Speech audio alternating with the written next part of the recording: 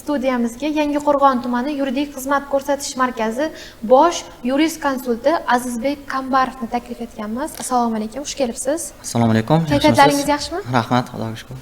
Xursand bo'ldik sizni ko'rib, chunki bizni asosiy tomoshabinlarimiz ham aynan huquqiy bilimlarini mustahkamlash maqsadida tomosha qilishadi va ushbu sahifamizni kuzatib borishadi doimiy.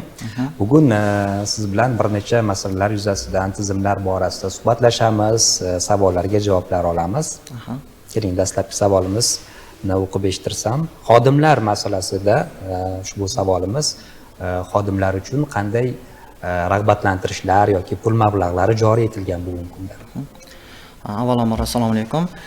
Mehnat kodeksining 299-moddasiga asosan xodimlarga nisbatan rag'batlantiruvchi turdagi to'lovlar amalga oshirishi belgilab o'tilgan. Bu bo'yicha qonunchiligimizda hech qanday cheklov yo'q. Mehnat kodeksining 252-moddasiga asosan mehnat xodimlarning mehnat davomida amalga oshirilgan ishlari uchun yuksak kasbiy mahorati uchun hamda ko'p yillik ish staji uchun ham qo'shimcha ustamalar joriy etilgan. Ushbu asoslarga ko'ra xodimlarga qo'shimcha pul mablag'lari berilishi mumkin. Bundan tashqari, Mehnat kodeksining 208-moddasida ishlanmaydigan bayram kunlari ko'rsatib o'tilgan. Ushbu bayram kunlari munosabati bilan, ya'ni Mustaqillik bayrami, Yangi yil kabi bayramlar uchun xodimlarga mukofot tariqasida ustama pullari to'lab berilishi mumkin. Mana shu mehnat jarayonida ta'tillar ham beriladimi? Albatta, qo'shimcha dam olish kunlari. Qo'shimcha dam olish kunlari, ta'tillar ham berish ko'zda tutilgan. Bu ta'tillarga keladigan bo'lsak, agar xodimning 12 yoshga to'lmagan 2 va undan ortiq farzandlari mavjud bo'ladigan bo'lsa, unga 1 yilga yillik mehnat ta'tiliga qo'shimcha ravishda 4 kun qo'shib beriladi. Oylik ish haqi saqlangan. Oylik ish haqi saqlangan holatda bo'ladi. Juda ham yaxshi. Lekin mana shu ish faoliyatimiz davomida korxona tashkilotlarida o'z ishiga mas'uliyatsizlik qilgan xodimlar ham uchrab turadi-da. Bu jarayonda qanday intizomiy choralar qo'llaniladi? Xo'p, xodimlarga nisbatan Mehnat kodeksining 312-moddasiga asosan intizomiy jazo choralari qo'llanilishi mumkin. Intizomiy jazo chorasini hozirgi kunda 3 xil turi mavjud. Bu hayfsan, oylik ish haqini 30% gacha miqdorda ushlab qolish tariqasidagi jarima jazosi hamda mehnat shartnomasini bekor qilish qo'llanilishi mumkin. Bunda mehnat shartnomasini bekor qilish Mehnat kodeksining 161-moddasi 4 va 5-bandlariga asosan, ya'ni xodimning mehnat intizomini muntazam ravishda buzganligi hamda bir marta qo'pol ravishda buzganligi sababli bekor qilinadi.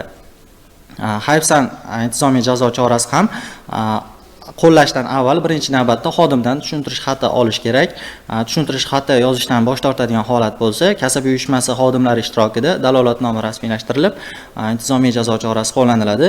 Agar xodim intizomiy jazo chorasi qo'llanilgan bo'lsa xodimga, lekin u 3 kun ichida tanishtirilmagan bo'lsa, xodimga nisbatan intizomiy jazo chorasi qo'llanilmagan hisoblanadi.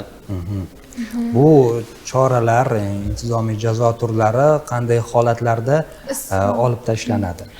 Olib tashlanishi yoki qo'llashga istisno bo'ladigan holatlar ham mavjud. Bular birinchi navbatda xodim ta'tilda bo'lgan muddatda intizomiy jazoga tortib bo'linmaydi hamda xodim ta'tilda bo'ladigan holatda u bilan tuzilgan mehnat shartnomasini bekor qilish mumkin emas. Agarda ushbu holatda tuzilgan mehnat shartnomalari bekor qilib qo'yilgan bo'lsa, u sud tartibida qayta tiklanishi ham mumkin. Sababi Mehnat kodeksining 163-moddasida xodimning ta'tilda bo'lganligi sababli mehnat shartnomasini bekor qilish mumkin emasligi ko'rsatib o'tilgan. Bundan tashqari, saylab qo'yilgan xodim yoki vakillik organida ishlaydigan xodimlar bilan tuzilgan mehnat shartnomasi kasb uyushmalari to'g'risidagi qonunning 14-17-moddalariga asosan kasb uyushmasi roziligi asosidagina bekor qilinadi mehnat shartnomalari. Rahmat. Bizni kuzatib turgan muxlislarimizdan ham savollar kelib turadi. Demak, navbatdagi bir savolni sizga taqdim etsam, Kosonsoy tumanidan kelgan SMS. 3 oylik mehnat shartnomam mobaynida boshqa ishga o'tganman va 3 oydan so'ng yana o'sha ish joyimga qaytmoqchiman. Bu unda mana mazmuniga to'xtaladigan bo'lsak, o'sha rahbar tomonidan ishga olmaslik holati kelgan ekan. Bu borada fikrlaringizni tinglasak.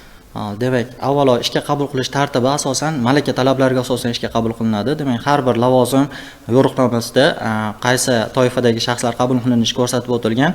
Agarda ushbu tashkilotda bo'sh ish joyi mavjud bo'ladigan bo'lsa, o'sha ish beruvchisi qabul qilishi shart. Agarda u xodim ketgandan so'ng nomuayyan muddatga boshqa xodim olib qo'ygan bo'lgan holat bo'ladigan bo'lsa, lekin afsuski u xodim o'z ish joyiga qayta olmaydi. Lekin u xodim o'rindoshlik asosida ikkita joyda ishlayotgan bo'lsa, lekin o'zini ishiga qaytishi mumkin. Rahmat. Bugungi kunda har bitta sohada raqamlashtirish jarayonlari joriy etilgan.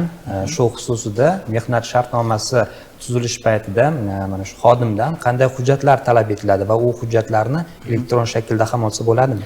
Ha, albatta. Hozirgi kunda mehnat demak tashkilotlarda xodimlarning ishga qabul qilish, ishdan bo'shatish, ta'til berish barcha yuridik xizmat ko'rsatish tashkilotlari tomonidan huquqshunos tizimida amalga oshirilmoqda. Ushbu tizimda asosan so'raladigan narsa, demak, xodimning ma'lumotini tasdiqlovchi diplomi, shaxsini tasdiqlovchi hujjati hamda xodimning arizasi bo'lsa kifoya. Ba'zi bir yo'nalishlar bor, unga sertifikatlari bo'lishi kerak. Xalqaro yoki milliy darajadagi sertifikatlari bo'lsa, ushbu hujjatlar orqali ishga qabul qilinishlari mumkin. Rahmat aytamiz sizga kelganingiz uchun va keyingi dasturlarimizda ham albatta mana shu huquq bilan bog'liq bo'lgan sohalarda savollar bilan yana sizga murojaat qilamiz, dasturimizga taklif qilamiz sizni. Rahmat. Kelganingiz uchun rahmat.